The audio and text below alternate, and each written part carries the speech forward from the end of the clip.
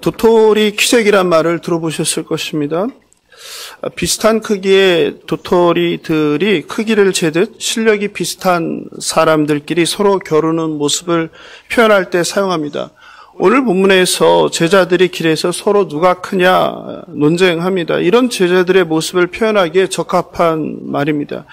사람이 산다는 것은 자신이 속한 곳에서 크던 작던 비슷한 사람들끼리 끝없는 누가 크냐의 경쟁을 하는 것일지 모르겠습니다. 성경 역시 누가 크냐의 관점에서 살펴보면 흥미롭습니다. 이 크기 경쟁이 시작은 가족, 또 가정이란 작은 단위에서입니다. 어떤 사람은 세상에 나오기 전부터 엄마 뱃속에서 그런 경쟁을 시작합니다. 창세기에서 이삭의 아내 리브가가 하나님의 응답으로 임신을 하게 되었는데 쌍둥이였습니다. 그리고 쌍둥이들은 엄마 뱃속에서부터 누가 크냐 서로 경쟁했습니다. 창세기 25장 22절을 보면 그 아들들이 그의 태 속에서 서로 싸우는지라. 세상에 태어나면 크기 경쟁은 가정 안에서 본격화됩니다. 부모들에게 잘 보이고 인정받으려는 형제 자매들 간에 누가 크냐의 경쟁을 합니다. 엄마 뱃속에서 싸웠던 형 에서와 동생 야곱은 아버지의 장자권이란 축복을 차지하기 위해 경쟁하며 삽니다. 그리고 하나님의 뜻과 계획을 의심하는 부모의 잘못된 사랑은 야곱으로 하여금 늙은 아버지 이삭을 속이고 형 에서의 몫인 장자권을 빼앗는 죄를 범했습니다. 야곱의 부인들도 마찬가지였습니다. 야곱의 부인 라헬과 레아는 자매지간이지만 평생을 남편 야곱에게 사랑을 얻기 위해서 자신의 여종까지 끌어들이며 자식 낳기, 더 많이 낳기 경쟁을 합니다. 누가 크냐에 변형된 자식 더 많이 낳기 경쟁입니다. 여인들의 경쟁의 결과로 태어난 야곱의 12아들들은 평생 아버지에게 다른 형제들보다 자신이 크다는 것을 증명하기 위한 경쟁의 삶을 살아야 했습니다. 형제들은 아버지의 사랑을 많이 받아 채색 옷을 입고 자랑하던 동생 요셉을 죽이려고 구덩이에 던지는 죄를 범했습니다. 이처럼 크기 위한 경쟁은 형제 간에 미워하며 죽이기도 합니다. 그런데 성경 속의 인물들만 그렇지는 않습니다. 일상을 살아가는 우리들도 끝없이 크고 작은 경쟁을 하며 살기는 마찬가지입니다. 한 자녀를 낳는 것이 대세가 되며 형제 자매 간의 경쟁은 사라졌습니다. 그러나 자라며 어린이집을 가면서부터 어린이집에서 또래들과 누가 크냐의 경쟁을 합니다.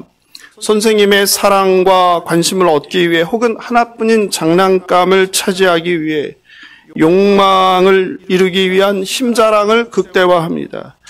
초중고 학교 생활을 하면서는 성적을 위해서 머리 경쟁을 합니다. 대학을 가기 위해서, 직장을 가기 위해서, 또 직장에 들어가면 거기서 인정받아 더 높이 올라가기 위해서 이런 경쟁의 삶을 살아갑니다. 사업하는 사람은 그 분야에서, 그 지역에서 살아남기 위한 치열한 생존 경쟁을 합니다. 어떻게든 자신이 남보다 더 크다는 것을 증명하고 선택받아 위로 올라가는 상향식의 삶, 아니면 옆으로 땅을 늘려나가는 확장의 삶을 살아갑니다. 그래야 내 맘대로 할 수 있고 나의 행복이 보장된다고 믿고 생각하기 때문입니다. 그런데 이런 더 크려는 이유의 그 밑바닥에는 욕심이 있습니다. 이렇게 누가 크냐의 경쟁적 삶은 세상 모든 분야에서 지금도 계속됩니다. 누가 크냐는 단순히 물리적 키의 크기를 말하지 않습니다. 다양한 의미를 포함합니다. 내가 너보다 더 낫다는 뜻입니다. 내가 너보다 힘이 더 세다는 뜻입니다. 내가 너보다 더 능력이 좋다는 뜻입니다. 내가 너보다 더 아는 것이 많다는 뜻입니다.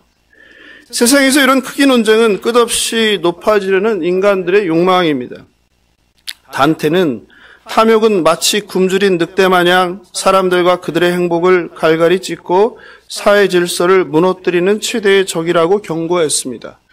인정받기 위한 욕망, 지배하려는 욕망, 소유하려는 욕망, 높아지려는 욕망입니다. 무엇보다 자기 맘대로 하고 싶은 욕망입니다. 그래서 예외 없이 모두 자신이 속한 곳에서 가장 높은 자리를 향해 올라가려고 합니다.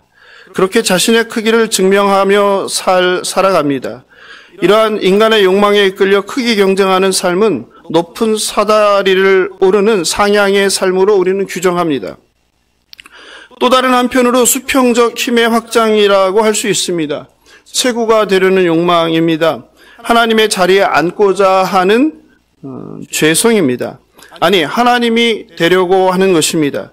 자기 맘대로 하고 자기 맘대로 판단하고 자기 뜻을 이루려고 하는 것입니다. 이런 욕망은 한 개인의 삶에서 무엇이든 확장하는 방식으로 나타납니다. 특별히 한국 사회에서는 집이라는 형태로 나타납니다. 집이 없던 사람이 이제 월세를 살게 됩니다. 월세 살던 사람은 다음 인생의 목적이 전세를 사는 것입니다. 전세를 사는 사람은 작지만 10평대라도 작은 자기 집을 마련하는 것이 삶의 목적이 됩니다. 근데 거기서 끝나지 않습니다. 그 다음은 20평대, 30평대, 40평대 점점 자신의 영역을 확장해 갑니다. 집이라는 수단을 통해서. 그래서 어떤 면에서 인생이라는 것은 방 늘리기 게임이라고 할 수 있습니다. 기업의 경우는 시장 점유율의 확장으로 나타납니다.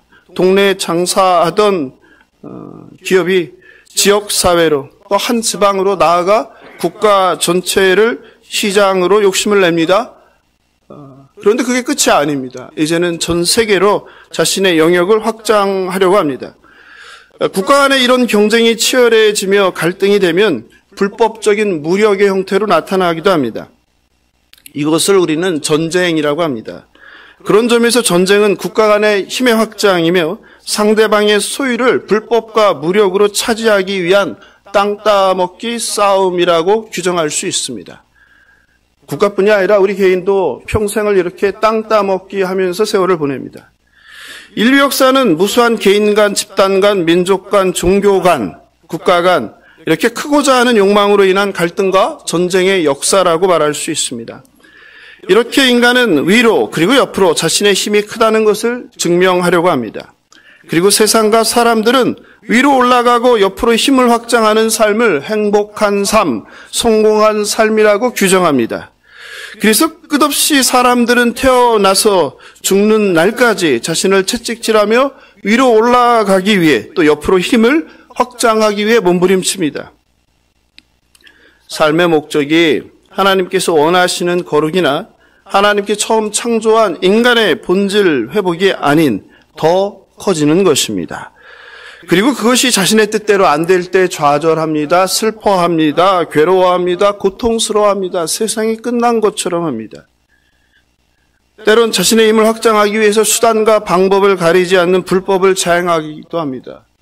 가장 큰 비극은 죽는 날까지 이것이 문제인지 깨닫지 모르고 오직 욕망을 따라 힘을 확장하며 살아가는 것입니다. 오늘 여러분에게 러시아를 대표하는 세계적인 작가 톨스토이의 책 한 권을 소개하려고 합니다. 톨스토이는 전쟁과 평화, 안나 까레니나 그리고 부활 같은 아주 고전을 우리에게 남긴 위대한 작가입니다. 그는 종교와 인생, 육체와 정신, 죽음의 문제 등을 작품 속에서 깊은 통찰과 사색을 통해 우리에게 말합니다.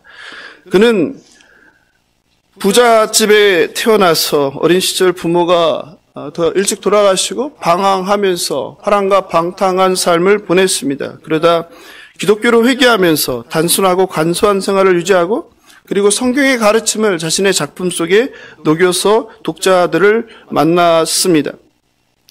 그의 단편 소설들이 성경적 가치를 담고 있는데 그 중에서도 오늘 설교 제목이기도 한 사람에겐 얼마만큼의 땅이 필요한가라는 유명한 작품을 여러분에게 소개하려고 합니다. 이미 많이들 읽어보셔서 내용은 대충 알 것입니다. 아마 또 어릴 때는 TV에서도 이것이 소개되기도 해서 이게 뭔가 했다가 들으시면 기억이 나실 겁니다.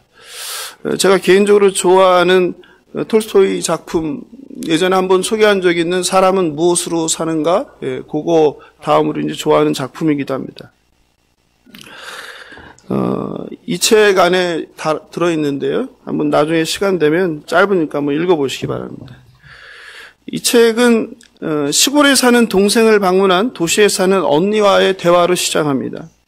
도시에 사는 언니는 도시 생활에 대해 자랑했습니다. 얼마나 크고 아름다운 집에 사는지, 아이들은 얼마나 좋은 옷과 맛있는 음식을 먹고 사는지, 또 마차를 타고 극장을 다니며 자랑이 대단했습니다. 동생은 화가 나서 도시의 삭막한 생활을 헐뜯으며 평화로운 농촌 생활을 자랑했습니다. 그리고 말했습니다.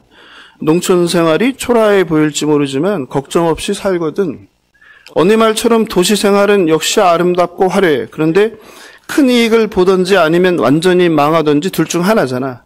거기에 비하면 농촌 생활은 안전하고 큰 돈은 못 벌지만 배를 굽는 일은 없어. 그러자 언니는 이렇게 말합니다. 배만 고프지 않으면 뭐해? 돼지처럼 살면서. 좋은 옷 한 벌 못 입어보고 제대로 놀아보지도 못해보고 그래도 괜찮아? 네 남편이 아무리 열심히 일해봤자 요 모양 요 꼴로 사는데 결국 너의 아이들도 같은 처지가 되는 거야. 이렇게 두 자매가 대화하는 것을 곁에서 동생의 남편인 바흠이 듣고 이렇게 말합니다. 옳은 말입니다. 저와 같은 농부들은 어릴 때부터 땅을 벗삼아 살았기 때문에 다른 생각할 틈이 없습니다. 그런데 단 한 가지 아쉬운 것은 땅이 부족하다는 것입니다. 땅만이라도 원 없이 있다면 우리에겐 두려울 것이 없습니다. 악마도 두렵지 않습니다. 그리고 그 순간 악마가 바흠의 이야기를 들었습니다. 바흠이 사는 마을 근처에 작은 땅을 소유한 여지주가 있었습니다. 그런데 그녀가 땅을 판다는 소문이 돌았습니다. 바흠은 그 땅을 사기 위해 망아지를 팔고 여기저기서 돈을 빌려서 드디어 그토록 원했던 땅을 샀습니다. 드디어 꿈에 그리던 자신의 땅을 소유하게 되었습니다. 땅은 토양이 좋아 풍부한 경작과 목초로 그를 행복하게 해주었습니다. 바흠은 풍족한 삶을 누리며 즐거운 나날을 보냈습니다. 그런데 이웃 농부들과 소들이 자신의 목초지를 짓밟기 시작했습니다. 한동안 참다가 더 이상 참지 못해 바흠은 그들을 재판소에 고소했고 그리고 벌금을 받아내었습니다. 바흠은 전과 달리 마을 사람들과 다투는 일이 많아졌습니다. 그리고 바흠은 마을에서 인심이 안 좋은 사람으로 평인하기 시작했습니다.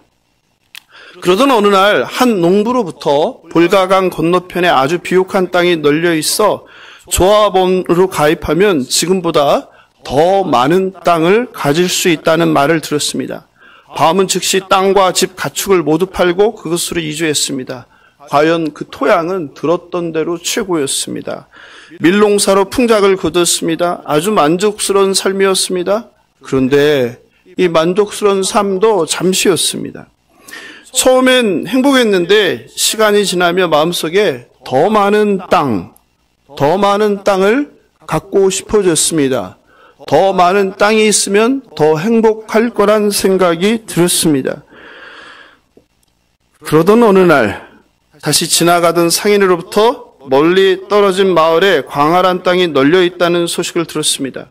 그리고 그 마을 노인들에게 잘 보이기만 하면 얼마든지 땅을 싸게 준다는 이야기를 들었습니다. 게다가 그곳 사람들은 얼마나 양처럼 순한지 그냥 너무 찾아온 사람들을 환대한다고 하였습니다. 바흠은 곧바로 집을 떠나 그곳을 찾아갔습니다. 그리고 마을 사람들에게 준비한 선물을 주었습니다. 그러자 그들은 선물에 보답을 하고 싶다고 당신이 원하는 것이 무엇인지 말해보라고 했습니다. 바흠은 기다렸다는 듯이 제가 제일 갖고 싶은 것은 당신들의 땅입니다. 저는 지금까지 이렇게 기름지고 좋은 땅을 본 적이 없습니다. 라고 말했습니다. 마을 사람들은 흔쾌히 당신이 원하는 만큼의 땅을 줄 수 있다고 하였습니다. 그리고 촌장을 소개해서 찾아뵙고 인사를 드렸습니다. 촌장은 땅을 원하는 사람은 하루 동안 걸어 다닌 만큼 땅을 팔 수 있다고 하였습니다. 그리고 조건을 하나 걸었습니다. 사랑하는 성도 여러분, 그 조건이 무엇일까요?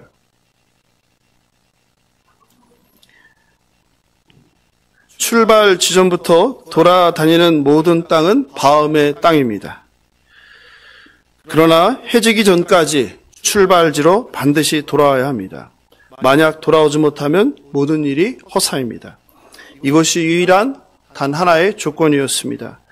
바움은 날아갈 듯 너무 기뻤습니다. 바움은 그날 밤 너무 흥분되어 잠이 오지 않았습니다.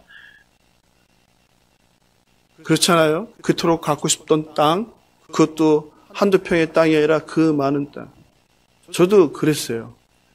저도 사업장을 코스닥에 상장하고 내일이면은 그 큰 돈이 들어온다는 생각을 하면서 잠을 잘 수가 없었어요.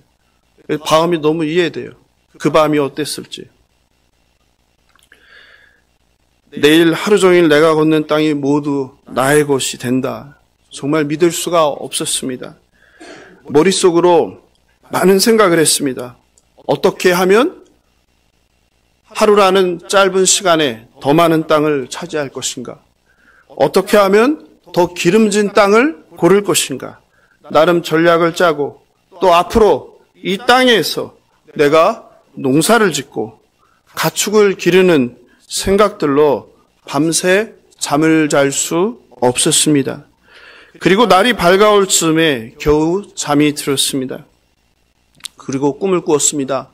꿈속에서 전에 이 땅을 소개한 한 농부를 다시 만나게 되었습니다. 그런데 순간 농부가 사라지며 사나운 뿔과 발톱을 가진 악마 하나가 앉아서 배를 움켜쥐고 웃고 있었습니다. 바움은 너무 무섭고 놀라 잠에서 깨었습니다. 벌써 날이 밝아오고 있었습니다. 바움은 1초라도 아끼려는 마음으로 출발 지점으로 달려갔습니다. 광활한 땅이 이제 오늘 저녁이면 모두 내 것이라는 생각에 눈은 이글이글 불타고 있었고 심장은 뛰기 시작했습니다. 땅 한 평이라도 더 차지하기 위해 쉬지 않고 발걸음을 재촉했습니다. 목이 마르지만 목을 축일 물을 마실 시간도 아까웠습니다. 그리고 해가 하늘 위에 떠오르며 점점 무더워졌습니다. 그러나 밟는 비옥한 땅은 끝이 없어 땅을 삽으로 파서 표시하기에 바빴습니다. 그는 녹초가 될 때까지 걷고 뛰고 또 걸었습니다. 걸리적거리는 조끼도 벗어버렸습니다. 물병도 벗어 던졌습니다. 장화까지 다 벗어버렸습니다. 그리고 땅을 차지해 갔습니다. 마음속에선 이 정도면 됐어. 더 늦기 전에 돌아가야 되지 않나? 라는 소리와 무슨 소리야? 지금 밟기만 하면 전부 다 내 땅이란 말이야. 어떻게 이걸 포기해? 아직 시간은 충분해. 라는 두 개의 서로 다른 소리가 마음속에서 충돌했지만 밟기만 하면 내 땅이라는 이런 소리가 더 크게 울렸습니다. 예수님과 제자들은 갈릴리 사역의 본거지인 가버나움 집에 돌아옵니다. 예수님은 제자들에게 길에서 무슨 토론을 했는지 질문하셨습니다. 오늘 본문이죠. 사실 본문에서 무슨 토론이라고 했는데요. 토론이 아니라 말싸움입니다. 말싸움. 때리지만 않았지 싸우는 거예요. 누가 더 크냐. 제자들은 잠잠합니다. 부끄러워 예수님의 질문에 차마 말을 할 수가 없습니다. 여기서 성경을 보면 누가 크냐라고 이렇게 비교급으로 번역을 했습니다. 그런데 헬라어 원어를 보면요. 비교급이 아니라 최상급입니다. 누가 크냐가 아니라 누가 가장 크냐입니다. Who is the highest입니다. 영어로 하면 누가 가장 크냐예요. 둘 중에 누가 크냐가 아니에요. 우리 중에 누가 제일 크냐입니다. 왜 제자들은 길에서 이런 말싸움을 했을까요? 왜 이런 말싸움을 했을까요? 집사님. 네? 제자들이 왜 이런 말싸움을 했을까요? 아마도 얼마 전에 예수님과 3명의 제자가 변화산, 그 높은 산에 올라갔을 때 12제자를 다 데려가지 않은 까닭일 것입니다. 예수께서는 이유는 알 수 없지만 3명만 데려가셨습니다. 누구입니까? 베드로, 야고보, 요한입니다. 그 3명에 든 제자 셋은 아마 의기양양했을 거예요. 뭐예요? 봐봐, 나는 다르지? 우리는 다르지. 어깨에 아마 뽕이 들어갔을 겁니다. 그러면 예수님과 3명의 제자가 높은 산으로 올라가고 남아있는 9명의 제자들의 마음은 어땠을까요?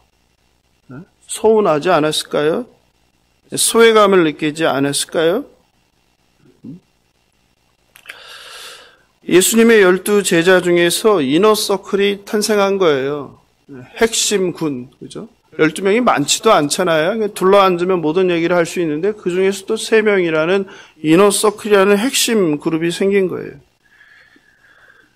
우리는 예수께서 많지도 않은 12명을 이렇게 동등하게 높은 산에 공간이 좁은 것도 아닌데 가끔 기적을 치유할 땐 3명만 데리고 들어가시죠. 왜? 좁으니까. 근데 산에 올라가는데 굳이 12명을 다 데려가지 않고 3명을 데리고 가서 왜 제자들이 싸우게 했을까? 이런 의문을 가질 수 있습니다. 어쩌면 이 논쟁은요, 그 남아있는 9명과 한 논쟁이 아니라 그 셋이서, 그 뽑힌 셋이 또 그 중에 누가 최고냐 하고서 서로 싸운 것은 아닐까? 이런 생각이 들어요. 왜냐하면 베드로도 만만치 않지만 누가 또 만만치 않아요? 야고보가 만만치 않죠. 예? 만만치 않죠. 야고보도 한 성질하죠. 우레의 아들, 그죠? 이처럼 인간들은 자신이 속한 곳이 어디이든 어떤 상황이든 상관이 없어요. 자기가 첫째가 돼야 해요. 최근 우리나라도 4월 국회의원 총선을 앞두고 여야 정치권에서 벌어지는 정치인들 간의 그 이합집산과 탈당, 배신, 다 무엇입니까? 누가 크냐의 싸움이죠. 권력투쟁이죠. 얼마나 그 권력에 대한 욕망이 가득한지, 그것을 이루기 위해서 뭘 합니까? 자신이 속한 곳을 정체성을 버리고 상대방에 가기도 하잖아요. 예수께서 31절에서 다시 한번 순환고지를 말씀하세요. 그러니까 오늘 본문은 이런 맥락이에요. 변화산에 갔다 내려왔고 길에서 예수님이 다시 한번 순환고지, 그죠? 31절 같이 볼까요? 인자가 사람들의 손에 넘겨져 죽음을 당하고 죽은 지 3일 만에 살아나리라. 여러분 어떤 생각이 드세요?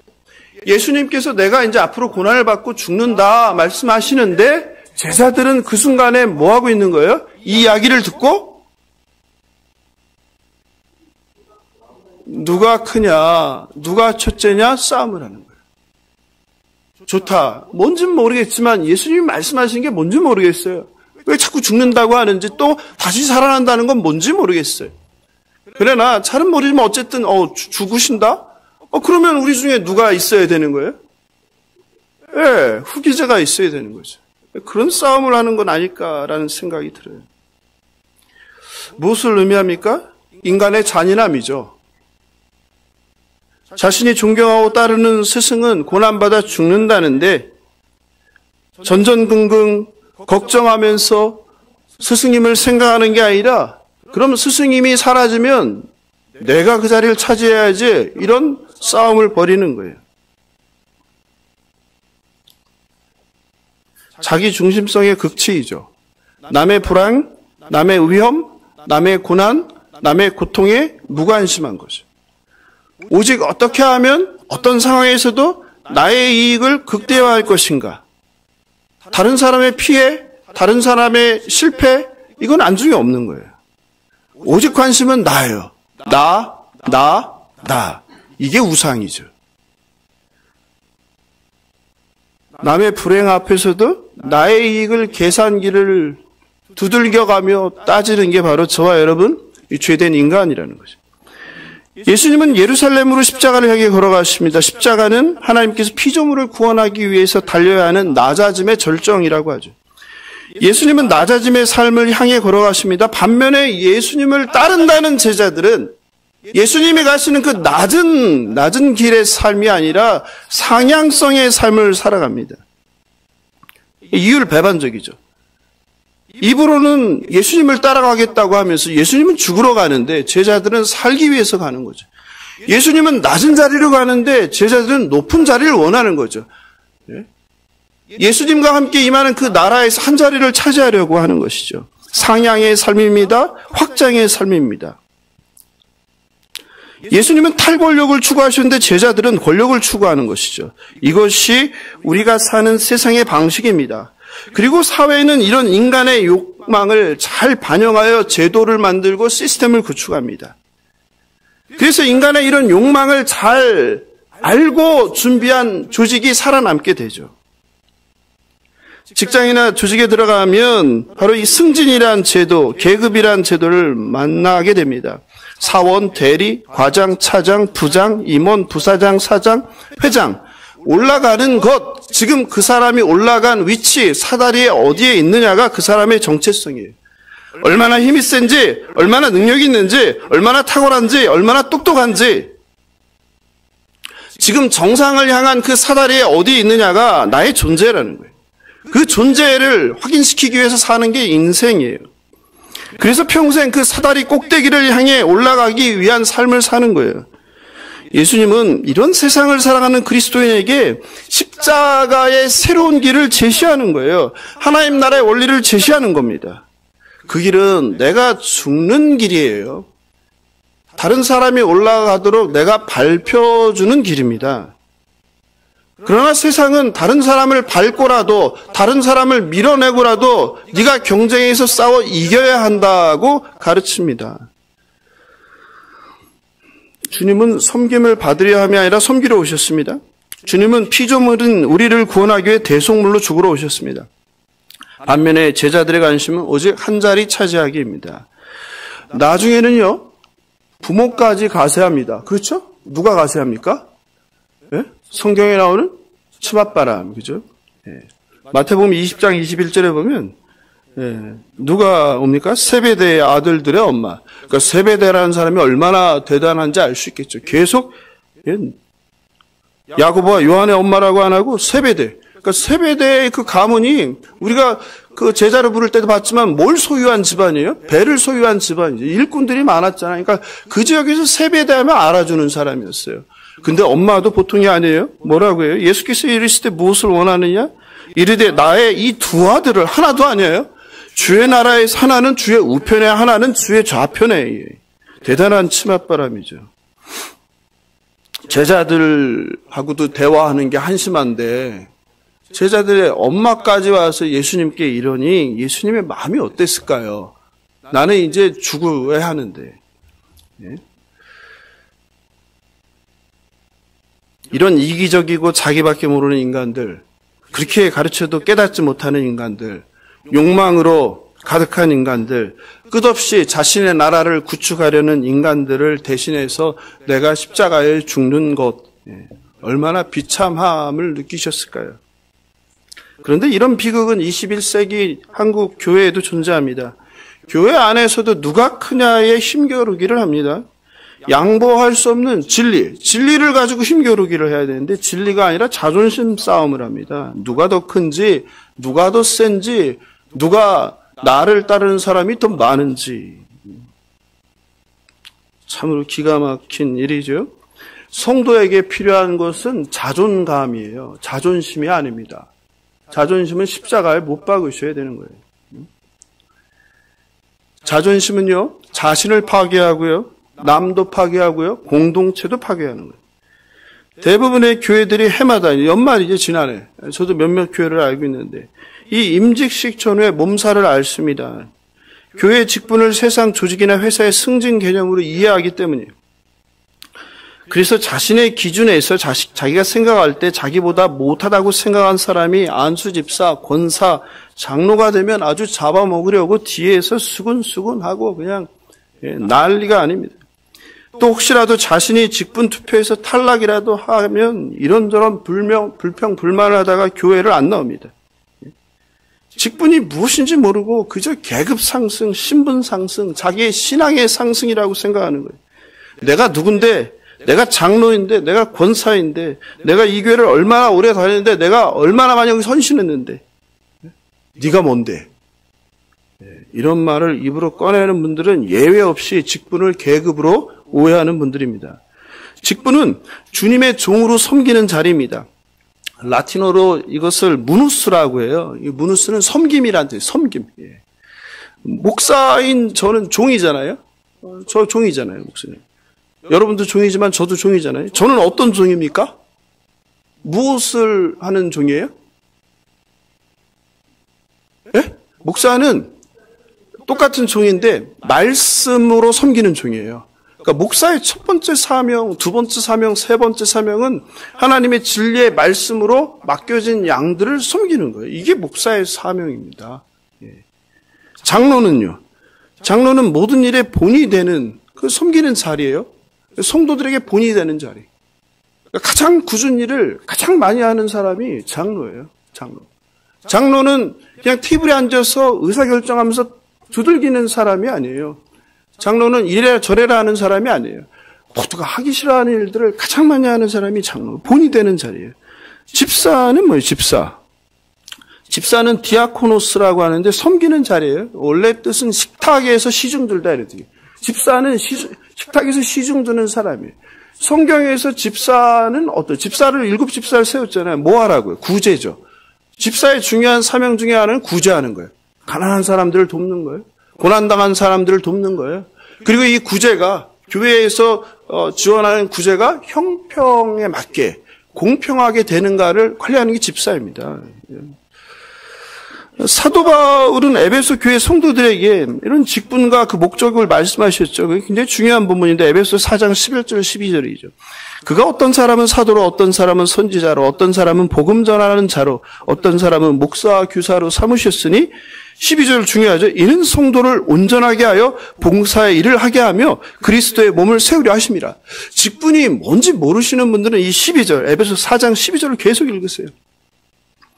직분은 성도를 여기서 온전하게 한다는데 이거는 뭐냐면 성도를 준비시킨다는 거예요. 성도를 준비시켰어요. 이게 첫 번째. 그리고 봉사의 일을 하는 거예요. 봉사의 일을 하게 해요. 섬기는 일이에요. 그럼 그걸 왜 하느냐? 그리스도의 몸인 교회를 세우는 거예요. 교회를 섬기라고 주신 하나님의 그 사명이 직분인 거예요. 그런데 직분이 뭔지 모르고 마치 윗자리로 가서 대접받으려고 하는 사람들은 성경을 모르는 거예요. 세상에서 승진하듯 마치 교회에서 신앙생활의 연수가 늘어나면 신앙의 수준이 올라가고 자신의 수준이 올라가고 그리고 이제 대접받는 걸로 착각하는 거예요. 그런 사람들이 직분을 받으면 교회는 망하는 거예요. 교회는 타락하는 거예요. 심지어 거룩한 직분을 그래서 요즘은 돈을 주고도 사는 거예요. 권사를 받는데 얼마를 내고 장로를 받는데 얼마 내고 교회가 이렇게 타락한 거예요. 안 하는 교회를 찾기가 힘들 정도죠. 얼마나 하나님께 통탄할 일입니까? 로마 카톨릭의 그런 성직매매 타락 때문에 생긴 우리 개신교가 그 짓을 지금 아무렇지 않게 하고 있습니다. 올바른 직분자는 성도를 섬기며 교회를 건강하게 세우지만 잘못된 직분자는 군림하며 교회를 어지럽히고 교회를 허물 수 있습니다.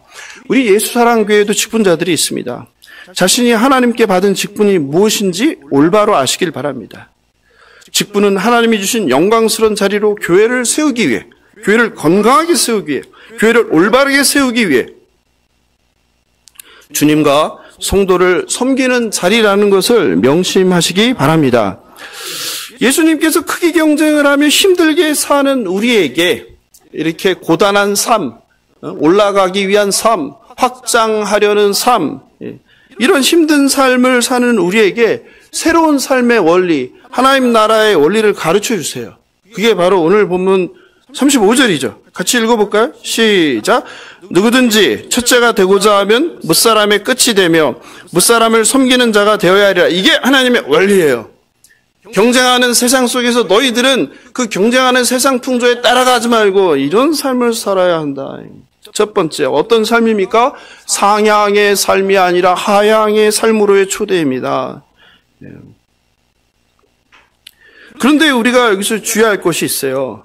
교회 다니는 사람들이 이런 생각을 하는 거예요. 그래. 그럼 첫째가 되고자 하면 어떻게 한다? 끝이 되라고 했으니까 섬기는 자가 되려고 하니까 첫째가 되기 위해서 뭐 하는 거예요? 섬기는 거예요. 이게 똑같은 욕망인 거예요, 여러분. 네? 그 문자적으로 이렇게 해석하면 안 되는 거예요. 그럼 내가 섬겨서 첫째가 돼야지? 그러면 안 된다는 거예요. 주님의 뜻을 제가 금요일 날도 굉장히 중요한 말씀 드렸죠. 금요일 날 설교 못 들은 분은 꼭 들어보세요. 한국에서 너무 많이 오해하는 건데 23절이랑 29절 그것도 들어보세요. 오늘 일부 예배 때 그 들으신 분이 이제 이게 이해가 된다고 그러시더라고요. 예?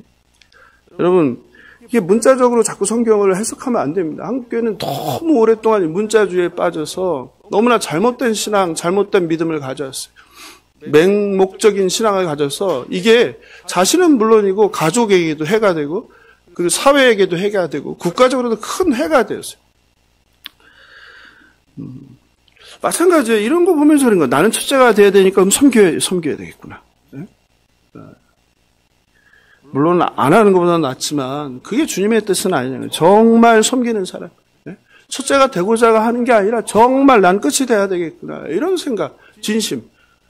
율법주의자들, 바리새인들이 실패한 게 그거잖아요. 문자적으로 지킨 거. 근데 하나님의 뜻, 예수님의 뜻은 뭐예요? 그 우리의 마음이잖아요. 마음이 더 중요한 거예요. 진심이.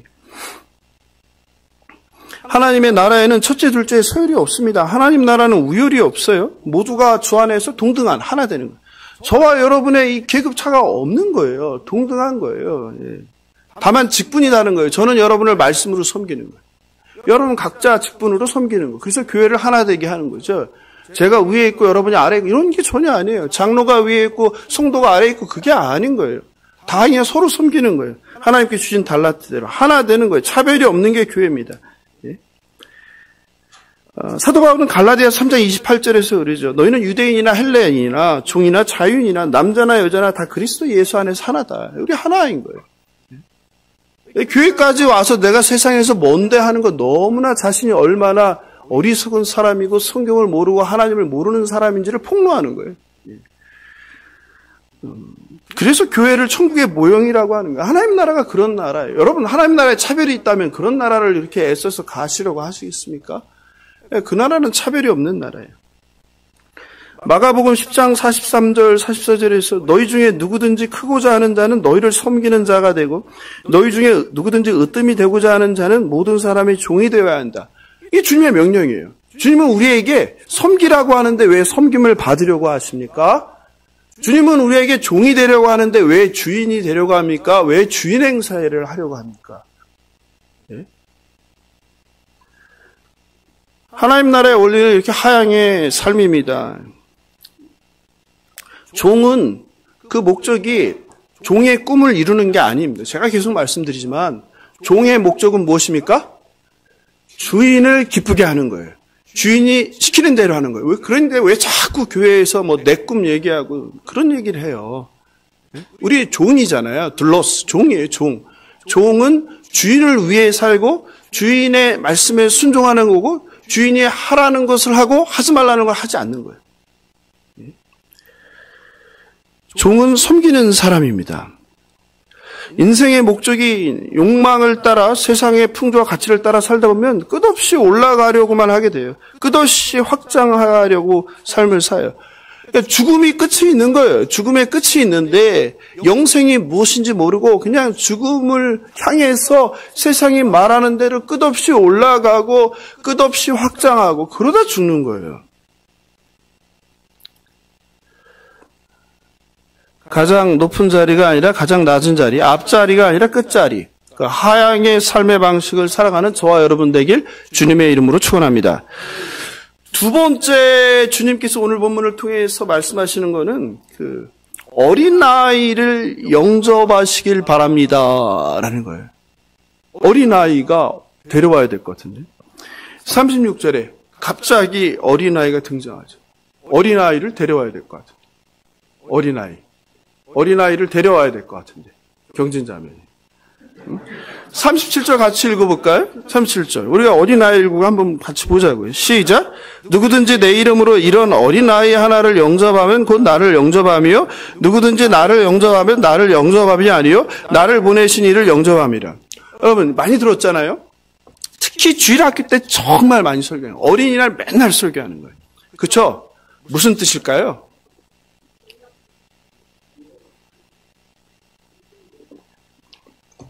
어린아이 하면 무엇이 떠오르나요? 순진함, 순수함, 그리고 말 잘 들음. 부모가 시키는 대로 하는 거. 이게 우리의 이미지예요. 서구 문화에서는 어린아이를 이렇게 순진하고 취약하고 일로 올라오세요. 유순하고 순수하게 보는 경향이 있습니다. 여러분 보세요. 얼마나 순수합니까? 얼마로 올라오세요. 예, 옆에. 얼마나 해맑습니까? 예. 오늘 말씀 생각해 보세요. 누구든지 내 이름으로 이런 어린아이 하나를 영접하면, 그건 나를 영접하며. 한번 와볼까요, 하나님? 목사님한테? 이렇게 하잖아요. 여기 봐봐요. 앞에 보세요. 예.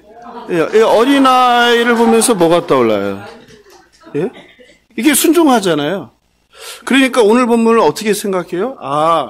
많이 컸네요. 무거워졌어요. 아니, 괜찮아요. 이 어린아이 하나를 영접하면, 나를 영접하며, 누구든지 나를 영접하면 나를 영접함이 아니요 나를 보내신 이를 영접. 그러니까 이 어린아이처럼 순수해야 된다는 거예요. 어린아이처럼 순종해야 된다는 거예요. 어린아이처럼 혼자 살 수 없고 의존해야 된다는 거예요. 이렇게 본문을 가르치고 해석한단 말이에요. 그런데 이건 너무나 성경을 오해하는 거죠. 제가 항상 말씀드리지만 우리가 성경을 볼 때 누구의 눈으로 봐야 된다? 그 시대의 눈으로, 그 사회의 눈으로, 그 당시에 누가 누구에게 하는 말인지 그 상황 속으로 들어가야 되는 거예요. 지금이야 이렇게 어린아이가 너무 귀하고 멋지고 제일 중요하고 얘를 위해서 모든 것을 위해서 부모가, 사회가 모든 것을 하지만 당시 1세기 초대교회는 어땠냐 이 말이에요. 예, 임무가 끝났습니다. 감사합니다. 예. 아시겠죠? 우리가 지금 오늘날 만나는 어린아이가 아니에요. 1세기 초대교회 어린아이는 어떤 존재이죠? 그렇죠. 하찮은 존재죠. 여기서 어린아이가 헬라어로요. 종이랑 똑같아요. 아람어. 헬라어가 아니라 아람어로 종이랑 똑같아요. 종과 어린아이는 동급이에요. 어린아이는 지금처럼 소중한 존재가 아니에요. 하찮은 존재예요. 물건 같은 존재예요. 그래서 오병이어에서도 봤지만 누구만 계수를 했어요? 성인 남자만. 여자와 어린아이는 사람 취급을 안 해서 계수를 안 했어요. 이해되시죠? 그러니까 오늘 본문 37절에서 예수님의 말씀은 무슨 말이에요? 아이의 순수함을 배워라. 아이의 의존성을 배워라. 아이의 순종을 배워라. 이런 말씀이 아닌 거예요. 무슨 말씀을 하는 거예요? 그러니까 그게 무슨 말이냐고요. 어린아이를 영접하라가 무슨 말이냐고요. 그렇죠.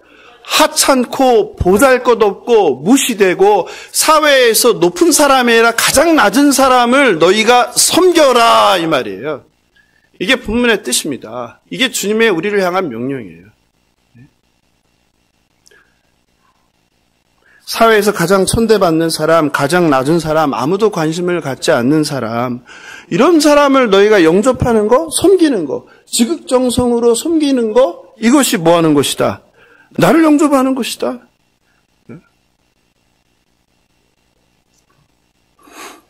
마태복음을 보면 이게 더 선명하게 드러나요. 마태복음 18장 3절 4절이에요. 이르시되 진실로 너희에게 이르노니 너희가 돌이켜 어린아이들과 같이 되지 아니하면 결단코 천국에 들어가지 못하리라. 특히 이 본문 갖고 그런 해석을 많이 해요. 어린아이처럼 순진해야 된다. 착해야 된다. 아무 생각이 없어야 된다. 부모 말을 잘 들어야 된다. 하라는 대로 해야 된다. 그런 말이 아니에요. 4절에 나오죠. 그러므로 누구든지 이 어린아이와 같이 자기를 낮추는 사람이, 핵심은 이거예요. 아이의 순수함이 아니에요. 낮은 사람이라는 거예요. 비천한 사람이라는 거예요. 아무도 돌보지 않는 사람이라는 거예요. 그런데 세상 원리는 무엇입니까? 이런 힘없는 사람 쳐다보지 않습니다.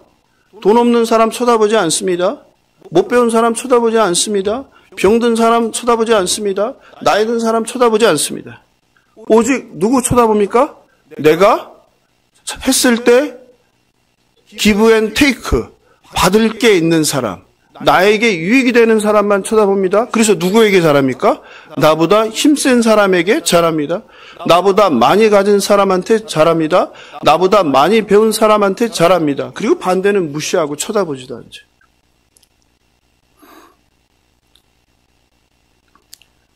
가장 나쁜 게 강한 사람한테 약하고 약한 사람한테 강하게 하는 사람들이 가장 전 나쁜 사람이라서. 주님은 거꾸로 얘기하는 거예요. 누구? 가장 약한 사람, 가장 낮은 사람, 가장 보잘것없는 사람. 그들을 어떻게 알아? 영접하라, 섬겨라. 이게 주님의 가르침이에요. 사랑하는 성도 여러분, 주님은 어린아이처럼 힘없고 낮고 비천한 사람들을 섬길 것을 우리에게 명하십니다. 그러면 우리 교회에서 이런 어린아이와 같은 사람은 누구일까요?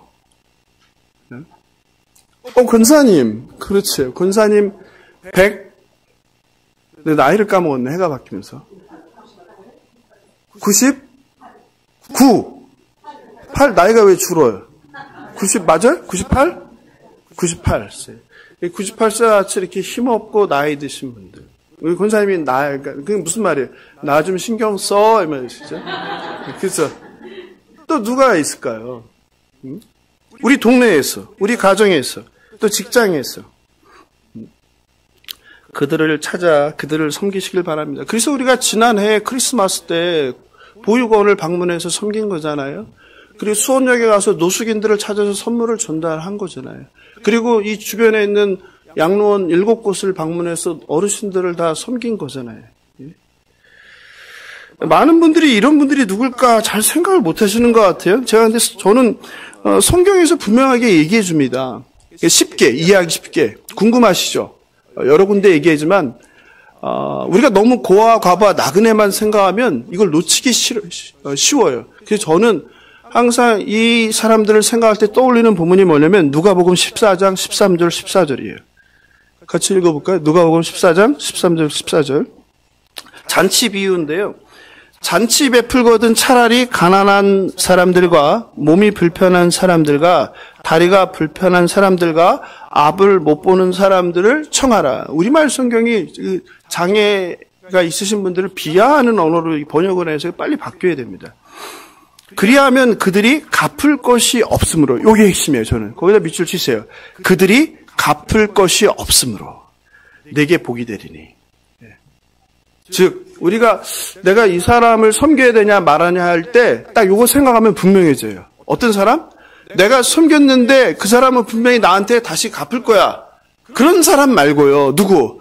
내가 아무리 섬겨도, 내가 아무리 맨날 밥을 사줘도 절대 죽는 날까지 나에게 밥 살 수 없는 사람. 내가 작은 선물을 줬는데 다시 고맙다고 내 생일이 돼서 나에게 선물을 사줄 수 없는 사람. 그런 사람이 어린아이 같은 사람이라고 저는 개인적으로 생각해요.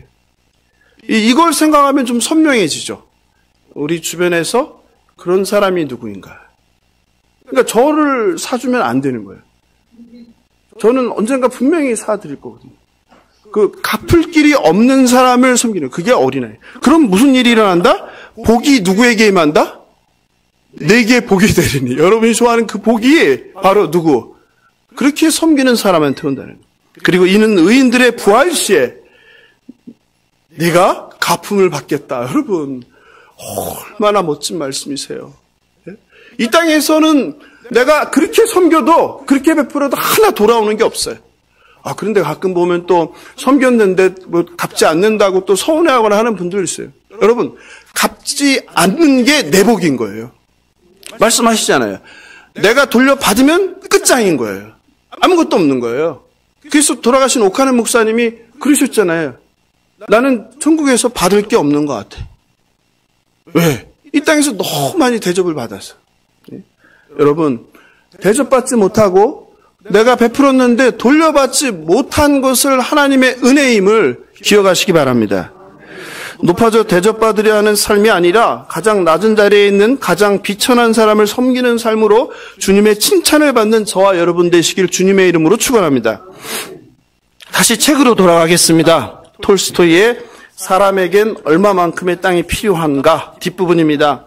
다음이 땅 한 평이라도 더 차지하기 위해서 혼신의 힘을 다해 걷는 가운데 어느덧 해는 지평선에 가까워지고 있었습니다. 다음이 쉬지 않고 걸어서 땅을 많이 차지했지만 몸 상태가 나빠지고 있었습니다. 심장이 터질 것만 같았습니다. 그러나 바움은 여기서 절대 포기할 수 없었습니다. 이 많은 땅을 차지하기 위해서 내가 오늘 하루 종일 죽을 힘을 다해 뛰었는데 돌아가야 했습니다. 그런데 해는 벌써 서쪽으로 넘어가고 있었습니다. 어느새 온몸은 땀으로 흠뻑 젖었습니다. 신발을 벗었기에 맨발은 여기저기 긁혀서 상처투성이고 피가 흘렀습니다. 점점 불안해졌습니다. 바움은 속으로 내가 너무 욕심을 부렸나? 제 시간에 도착하지 못하면 이제 어떻게 하지? 하며 뛰기 시작했습니다. 지평선 가까이 떨어지는 해를 바라보며 입은 바짝바짝 타들어갔습니다. 두 다리는 내 다리가 아닌 듯 감각이 없었습니다. 다리가 내 생각대로 움직이지 않았습니다. 금방이라도 쓰러질 것만 같았습니다. 이러다 내가 죽는 건 아닐까라는 생각이 스쳐 지나갔습니다. 심장이 더욱 격렬해지고 태양이 지평선에 맞닿는 그 순간 저 멀리 촌장과 마을 사람들이 보였습니다. 그런데 촌장이 바닥에 앉아서 양손으로 배를 움켜쥐고 있었습니다. 그 순간 어젯밤 꿈에서 본 악마가 떠올랐습니다. 땅은 많이 차지했지만 하나님께서 나를 그 땅에서 살게 하실까? 내 욕심이 나를 망쳤구나. 너무 욕심을 냈어. 도저히 저기까지 갈 수 없겠는데. 바움은 본능적으로 태양을 보았습니다. 바움은 그러나 마지막 힘을 다해 넘어질 듯 앞으로 달렸습니다. 그 순간 언덕 너머로 태양은 져버렸습니다. 그런데 언덕을 기어오르자 다행히 언덕 위에는 아직 밝았습니다. 태양이 아직 남아있었습니다. 그리고 바움은 간신히 출발지로 돌아왔습니다. 족장이 큰 웃음을 터뜨리며 야, 당신 정말 대단한데? 당신은 정말로 비옥한 너무 많은 땅을 차지했군요. 그런데 바로 그 순간 바움은 입에서 피를 토하며 그 자리에 고꾸라졌습니다. 그리고 죽었습니다. 기다리던 바움의 하인이 바로 아침에 출발했던 그 자리, 그리고 저녁에 땅을 차지하고 돌아온 그 자리에 땅을 팠습니다. 그리고 바움을 거기에 묻었습니다. 욕심 많은, 땅이 좀만 더 있으면 더 행복할 텐데 생각하고 더 많은 땅을 위해서 달려온 바움의 무덤이었습니다.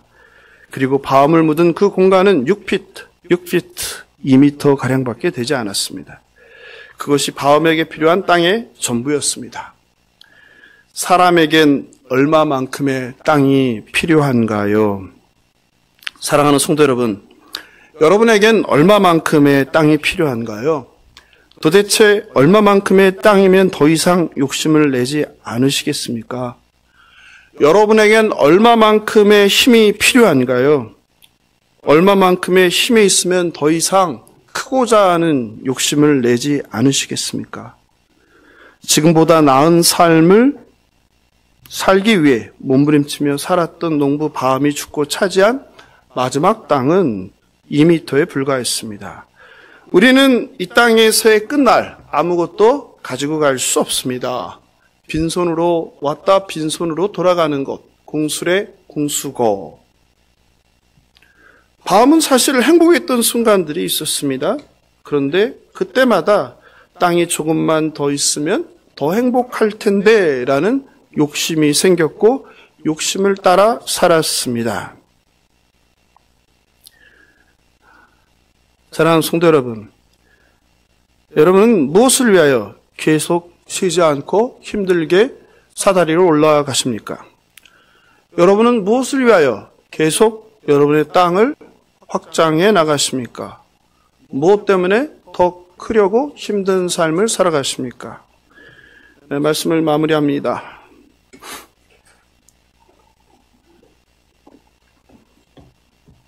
톨스토이는 땅이 조금만 더 있으면 더 행복할 것이라고 생각한 농부 바움의 비극적인 결말을 통해 말합니다. 자족하지 못하고 더 많은 땅을 얻기 위해 죽어라 달린 그 끝에 그를 기다린 것은 하나님의 나라가 아니라 또 엄청나게 넓고 비옥한 땅이 아니라 자신의 몸을 묻을 2m도 안 되는 땅이었습니다.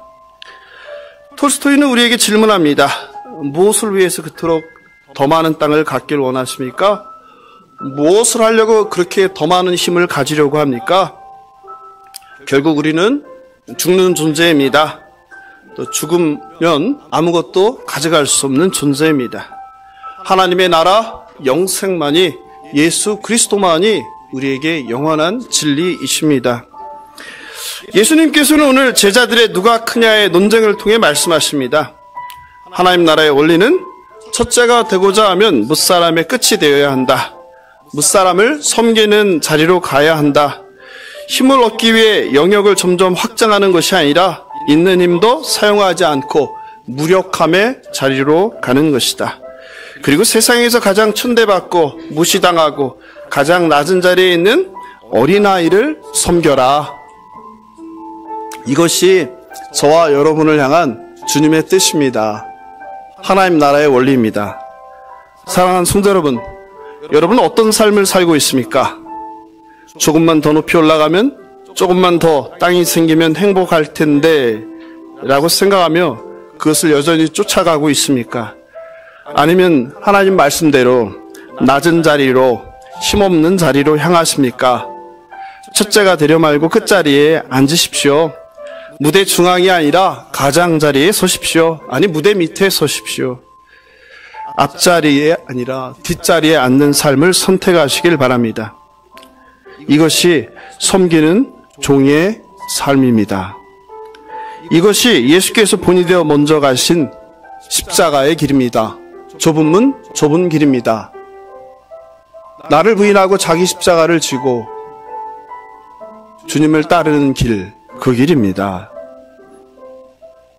누가 크냐 경쟁하는 세상의 상향의 삶이 아니라 낮아지는 하향의 삶을, 섬김을 받는 삶이 아니라 어린아이를 섬기는 그런 삶을 살아가시는 저와 여러분 되길 주님의 이름으로 축원합니다.